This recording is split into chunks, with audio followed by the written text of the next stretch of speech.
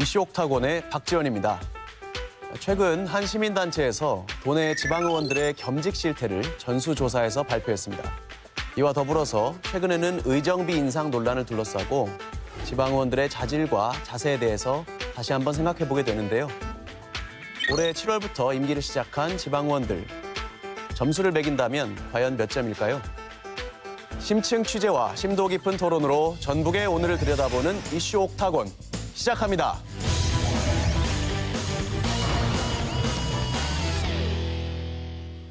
오늘 1라운드 이슈 인사이드 주제는 지방의원의 자질과 자격입니다. 지난 2010년부터 8년간 전주시 의원을 지내고 올 7월부터는 전북도 의원이 된 오평근 의원. 2004년 전주시 내 모 어린이집을 설립한 오 의원은 최근까지 대표직을 유지해왔습니다. 이는 지방의원의 어린이집 겸직을 금지하는 지방자치법을 위반한 겁니다. 오늘 고정 패널로는 최낙관 예원예술대학교 사회복지대학원 교수, 김민아 생명평화마중물 사무국장 나오셨습니다. 그리고 전문가 패널로는 박용근 전북도의원, 박우성 참여자치전북 시민연대 투명사회국장 모시고 이야기 나누겠습니다. 어서 오십시오. 예, 안녕하세요. 네, 저희가 새로운 고정 패널로 영입을 했어요. 혜성처럼 구원투수로 등장하셨는데 소감이나 각오 한마디 듣고 시작하죠. 이곳에서 저희들이 하는 이 논의들이 좀 이슈를 넘어서 정말로 이 정책과 좀 제대로 만들어지고 그리고 우리의 삶이 근본적으로 좋아지는 그런 좀 계기가 됐으면 좋겠습니다. 그런 방향으로 나가는데 일조하도록 하겠습니다. 아유, 감사합니다. 준비된 청산유수와 같은 답변 잘 들었습니다. 기대가 됩니다. 네, 오늘 제 의원 겸직 문제 그리고 의정비 인상 논란 두 가지 정도 이야기 다뤄볼 텐데요. 네. 최근에 전수조사를 해서 겸직 실태에 대해서 조사하셨지 않습니까? 네. 결과가 어땠습니까? 핵심적인 내용은 의원들의 신고 내용이 많이 틀리다. 그리고 우리 지역의 지방의원이 모두 236명이 계신데요. 네. 도의원 39명, 그리고 기초의원 197명인데요. 겸직 신고하신 분은 총 82명. 신고된 내용하고 비교를 해보니까 60명의 의원분이 84개의 직에 대해서 겸직 신고를 아예 안 하거나 또는 신고를 하면서 그 부분은 누락을 했던 것으로 드러났고요.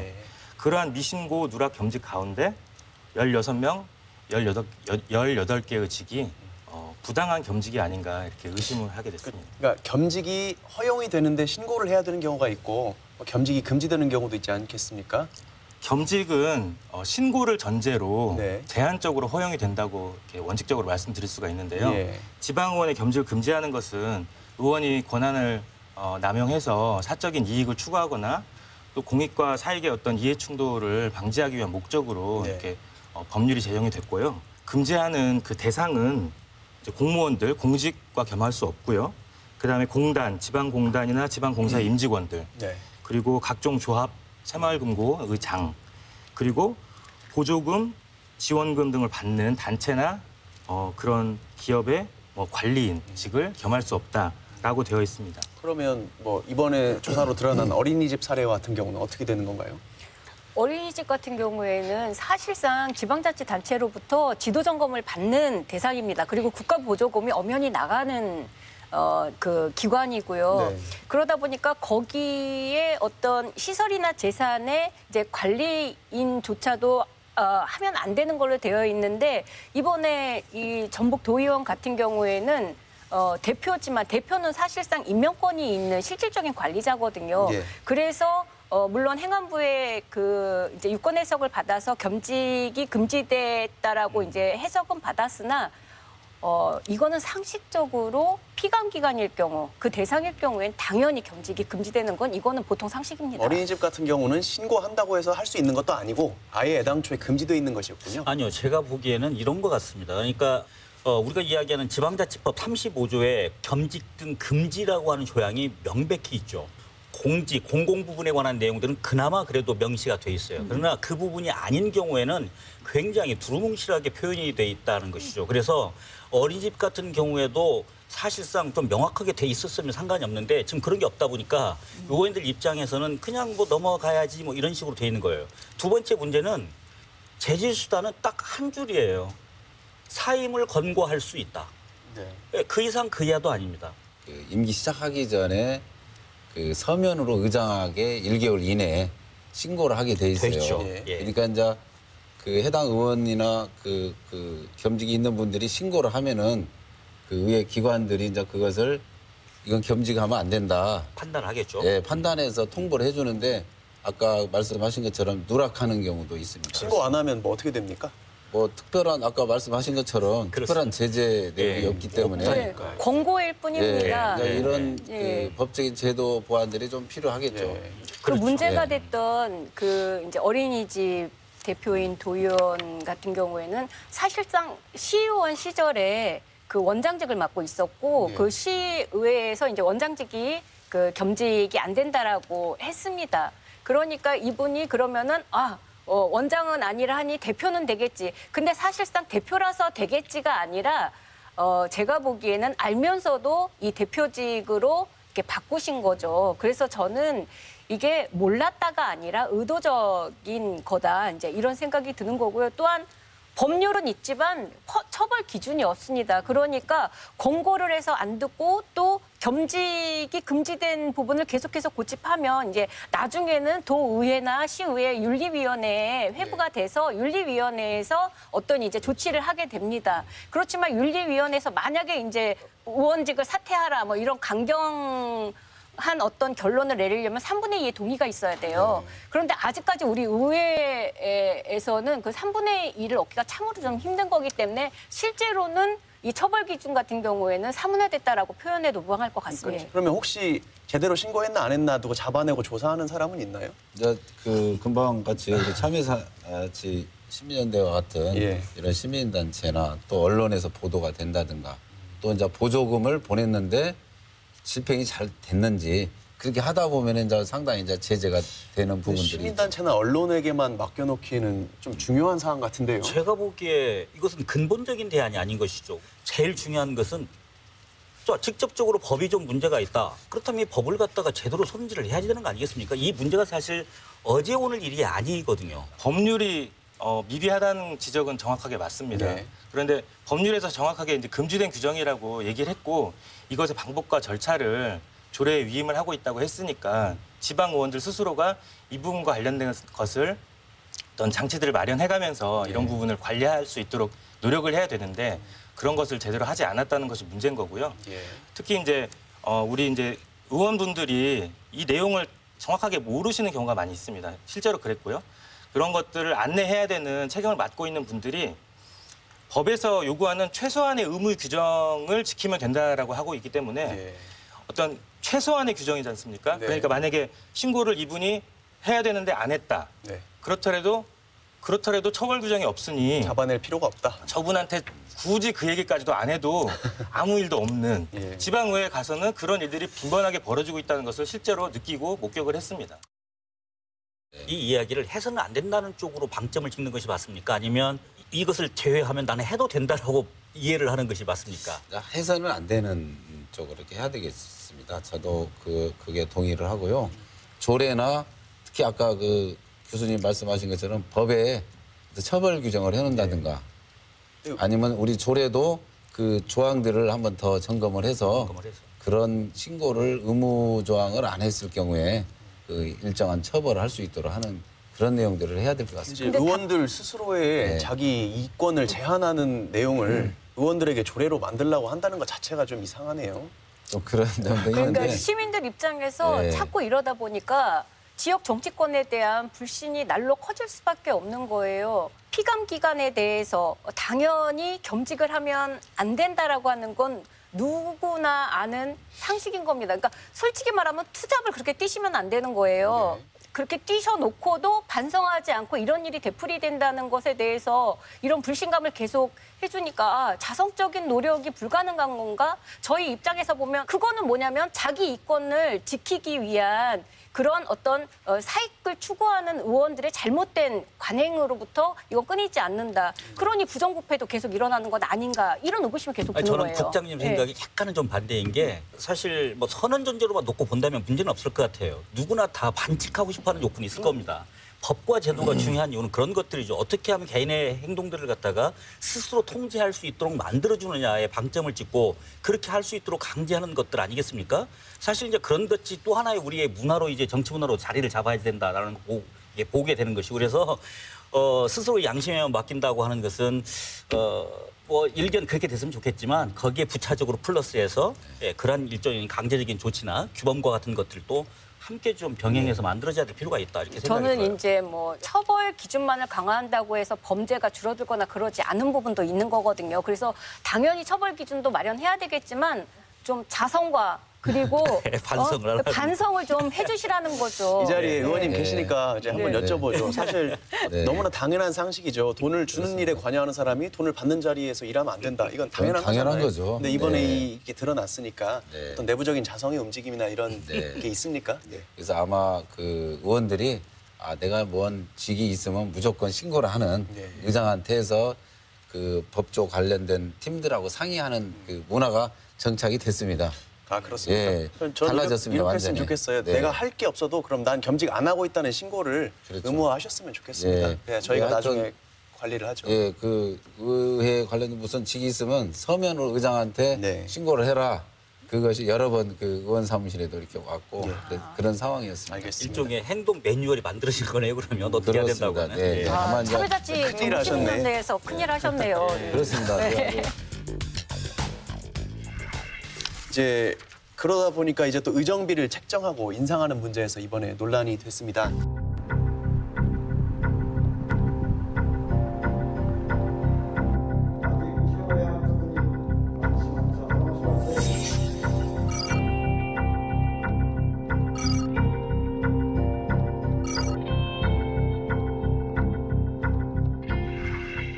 일단은 직접 받는 입장이시잖아요. 그렇죠. 의정비 네. 얼마나 받으세요?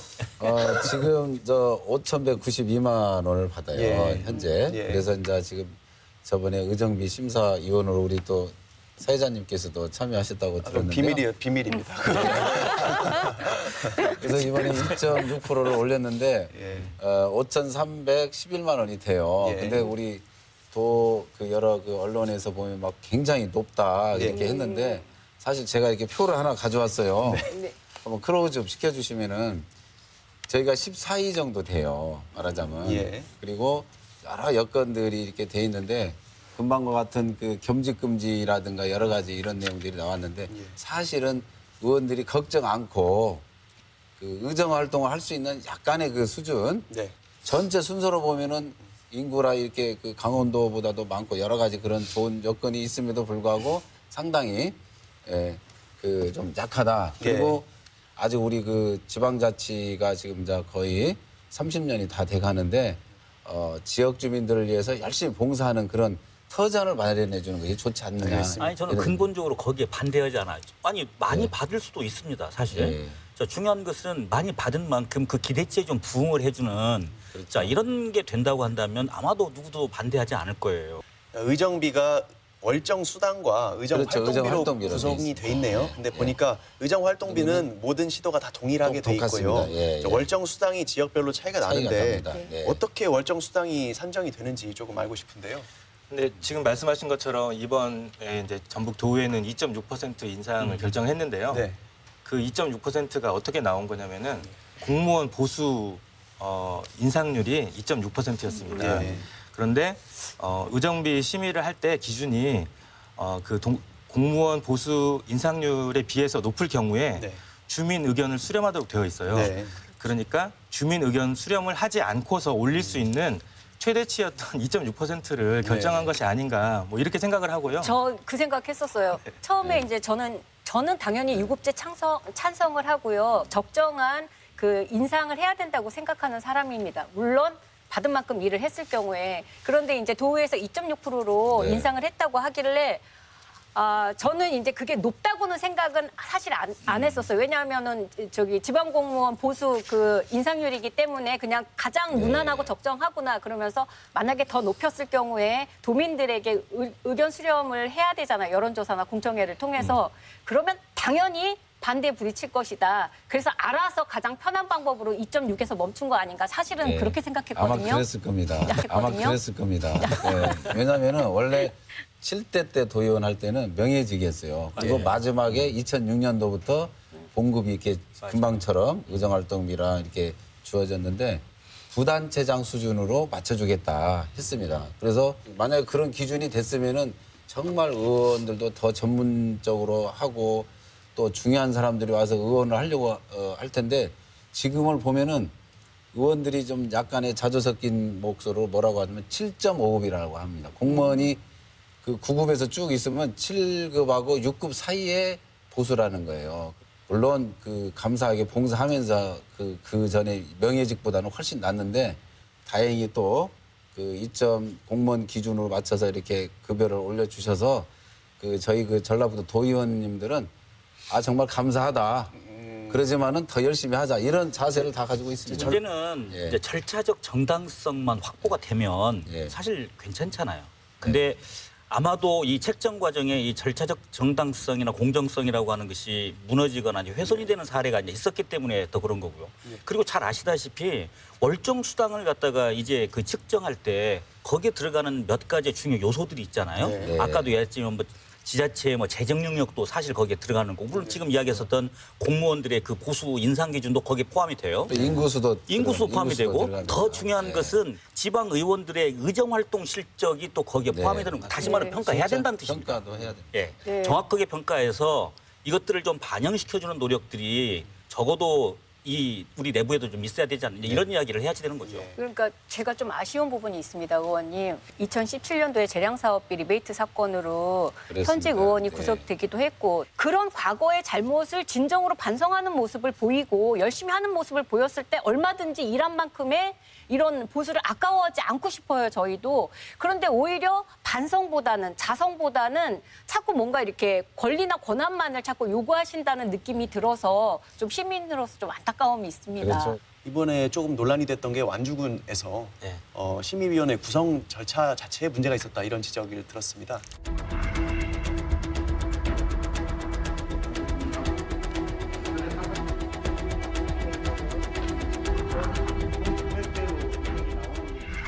그 인상 수준을 21.15% 아주 높은 수준으로 지금 잠정적으로 결정을 하고 이것에 대한 주민 공청회를 26일 날 하겠다.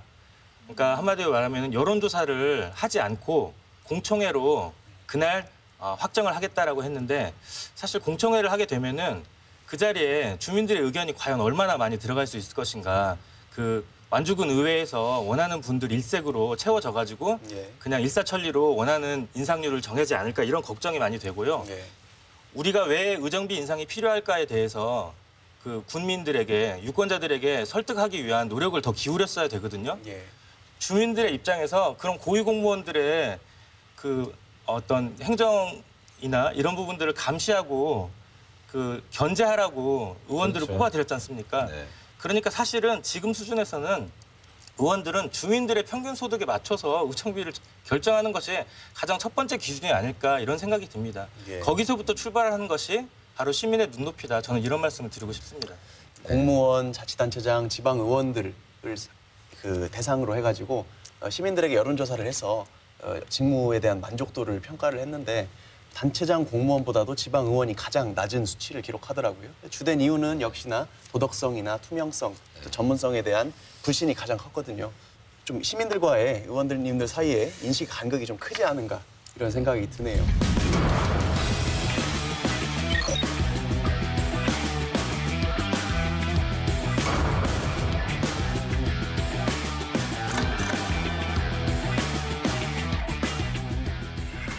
오늘 그 소감 짧게 한 줄로 듣고 마치고자 합니다.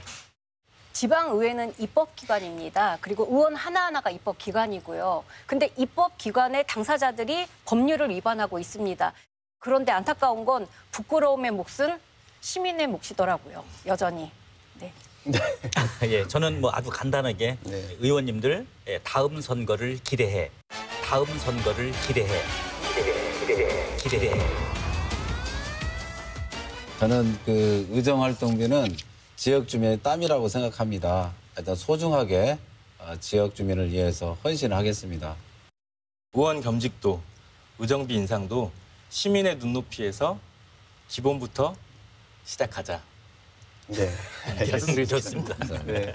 오늘 겸직 문제와 관련해서는 뭐 지방의원 내부적인 자성 문제, 그리고 제도적인 개선 문제 이야기 나왔습니다. 그런 부분이 조금 보완이 돼서 시민들이 합리적인 수준의 의정비 인상은 얼마든지 용인할 수 있다. 이런 분위기가 정착되는 사회가 빨리 왔으면 좋겠다는 생각이 드네요. 오늘 말씀 잘 들었습니다. 예, 감사합니다. 감사합니다. 감사합니다.